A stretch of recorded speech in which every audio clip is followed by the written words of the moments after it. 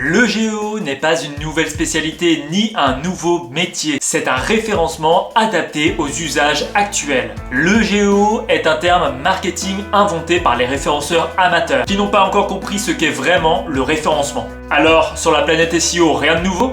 Si on actualise les technos et les méthodos pour s'adapter aux nouveautés de la recherche. Je suis Gwendal Cosson, référenceur et dirigeant d'agence média et je vous présente ma formation référencement sur les outils d'intelligence artificielle. Pour être mentionné par les outils d'intelligence artificielle et générer de la visibilité pour une entité, il faut toujours cultiver 3 piliers. Le contenu éditorial, la technique et la notoriété. Rien de plus, rien de moins.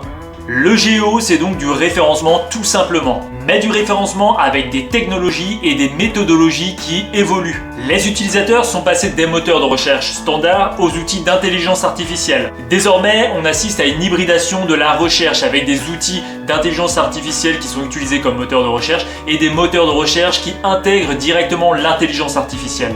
ChatGPT, l'intelligence artificielle générative d'OpenAI, a fait un peu d'ombre à Google, mais le gros mastodonte américain va reprendre largement sa place de numéro 1 avec l'intégration de Gemini directement dans son moteur de recherche. Au lieu de parler de GEO, il faut continuer à parler de SEO. Pas pour Search Engine Optimization, mais pour Search Experience Optimization, ou l'optimisation de l'expérience de recherche de l'internaute.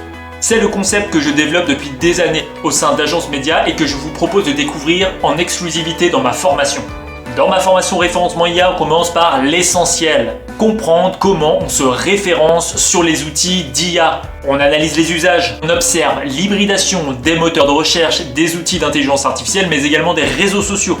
On remet les fondamentaux au centre de la table pour parler communication multimédia. Tout cela orienté résultat.